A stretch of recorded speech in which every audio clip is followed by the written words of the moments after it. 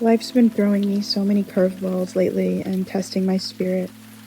I feel like I'm in a rainy, sleepy, lethargic season of life, trying to stay positive while hitting so many roadblocks.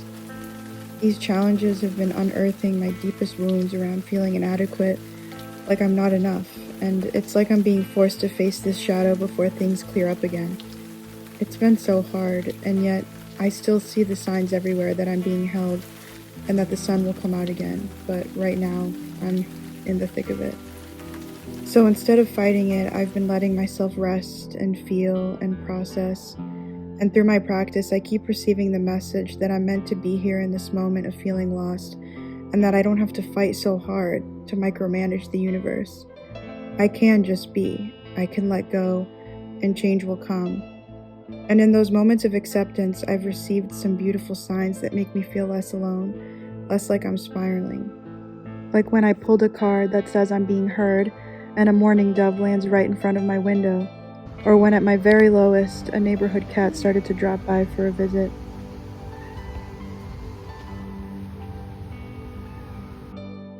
I named my little friend Willow, or Frodo, but I've been calling her Willow.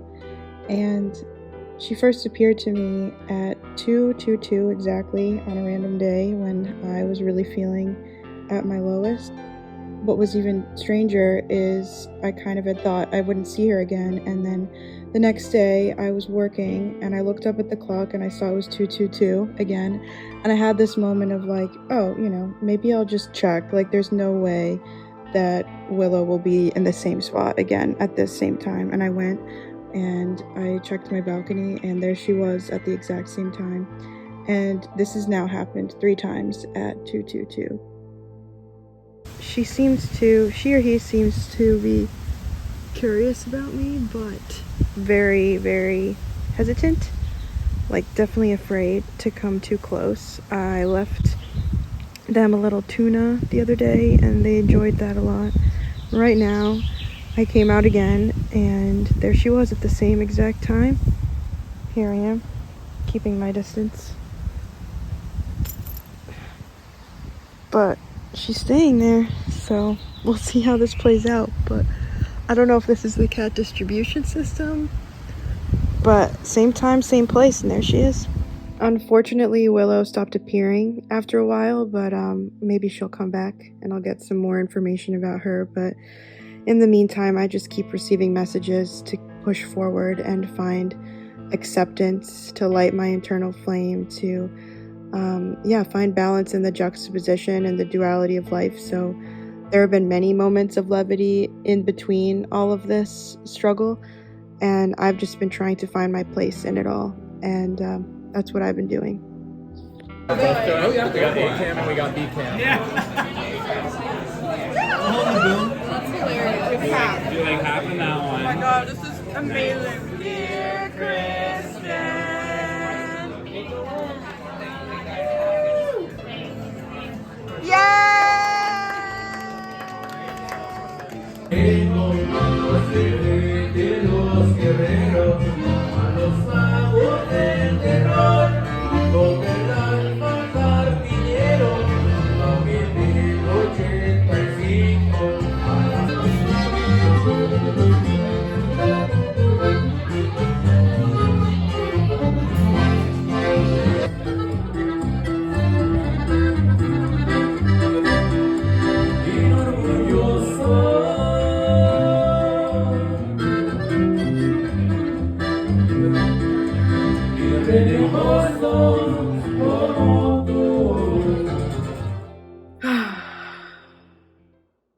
It's been a weird time. I know this is kind of a different video for me. It's a little bit of like a video diary, I guess. Just a compilation of things that have been going on with me recently, and an honest discussion about times when things feel stagnant and energy feels like it has nowhere to go, or you are once again stuck in the same cycles. And that's what's been going on with me, which honestly feels like what this has been a call back to, a return to, is like stillness and sinking into that shadow side a little bit more, which falls a lot in line with a project that I've kind of mentioned a little bit on this channel, but I haven't really known how exactly to share more about my art side now that I've kind of transitioned this channel more into my magical practice, into my self-healing journey. I'm editing this right now, and I'm sorry to interrupt, but I'm really frustrated with how long I cling to this empty mug. There was like 2 sips of coffee left, and I finished it, and I just have it in my hands the whole time. I'm sorry if that's distracting, and I'm just like flinging it around, but I guess it was an anxiety crutch because I was really getting into it, and I just couldn't let it go for some reason. I'm sorry. I haven't really found the balance between what I know a lot of you guys seem to like to watch from me, which is more of the deep dives into my magical practice, into the witchcraft. But so much of my life is also the creative side, and that's really where Spiral Alchemy, my oracle deck that I'm designing, kind of intersects. And some of you have mentioned that you wanted to hear a little bit more about it. What's hard about sharing this process of the oracle deck is that I created all the images in Procreate, and I didn't film any of the actual design, the process of making it. I might be able to share some time lapses of a few of them, and maybe some footage of me actually at work on the guidebook, which so much of the past few months has been just me deep diving into the actual cards themselves. I feel like I'm being challenged in ways I've never been before, but also some of the challenges feel really cyclical. I'm on this constant loop of self-doubt and comparison and feeling inadequate, like I mentioned before, and also like I'm behind and racing time and self-sabotaging in so many ways. Like, it's just been a constant loop of that cycle. I'm not unfamiliar with these cyclical hurdles, like these issues that keep rising up in my life.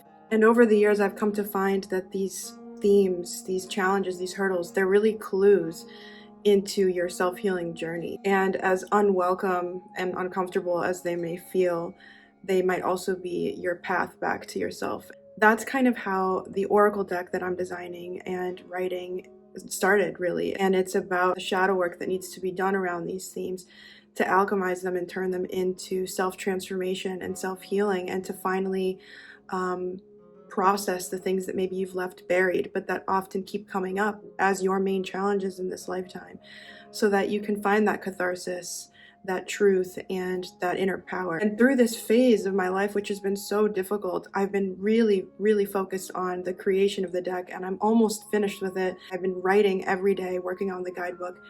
And life really does imitate art, because so many of the themes that I've been writing about are the things that I'm struggling with. I think when I started to reframe what this channel would be, so much of what I wanted to do was to heal in myself what I hope to heal in other people. These cards and this deck is a tool that was born out of my own spiral of grief and growth and anxiety and clarity. And it's just funny to me that at this lowest point of my life recently, I've been doing the most work on this deck that I hope will heal people, transform themselves in the same way that I'm kind of doing right now. So it's like a very full circle, but very difficult shedding process. I've been really creative, but also really mentally struggling at the same time. I don't know what this channel will continue to be, and I know I want to share more of my artwork and more of my vulnerability. That's always been the goal, but I just always want to be transparent about where I'm at. And right now, I am feeling really defeated. I'm really going inward to figure out where this is coming from and what do I need to shed to get past it, because so much of it is my deepest wounds, and those are the tools that I'm writing about in the deck, but they're also the things that I need to heal in myself. I thought that I had to heal these things before I helped other people process them, but what I've found is that through just doing the work and sharing the experience, like, we can kind of be mirrors for it together. I think what that's taught me too is you don't have to be perfectly ready before you start a project. Not everything has to be aligned and at your version of perfection before you start to share your story. I spent so much of my life just waiting for things to be exactly as I wanted it to be. For me to be at my most confident or feel like I've absorbed the most information on a topic before I started to share my spiritual journey. I just felt like there were so many reasons I stopped myself before from sharing my voice. And now what I'm finding is that the more that I just do it and like actively document it while it's happening, the more some of you have resonated with, I guess, the imperfection of it. And I mean, that's the content I like to see too. I like to just see people unravel and develop as they go. And I hope that that's what you're getting out of this content. And I do want to share more about Spiral Alchemy as I continue to develop it. It's almost finished, and I'm so excited to share it and bring it into the world, and hope that this process of healing turns into these tools that help people do the same alongside me. Maybe sometimes we're supposed to be a little dormant, a little more inward, a little bit more isolated. And yeah, maybe Spiral Alchemy will be the result of this very weird chapter of my life. I hope you guys like this kind of content too. Sometimes I just need to be able to set up the camera and not have a completely full structure of a video and just share what's going on. And I hope you guys are all doing so well in your own healing journeys and treating yourselves with some grace, because if you're anything like me and going through a dark period, I hope you know you're not alone, and that you can still, even through it, create beauty and find beauty and reasons to get up in the morning, even when it's really, really hard. And it doesn't have to look perfect. It just one step at a time. Getting up in the morning is a huge win. And I've been really trying to pat myself on the back more often for the little wins. Thank you guys so much for watching, and I think my next video will be, honestly, I don't know. I'm not going to lie to you guys. I don't know what my next video will be yet. Like I said, if you have any suggestions, let me know. And I wish you all the best and all the magic in the world, and thanks for watching.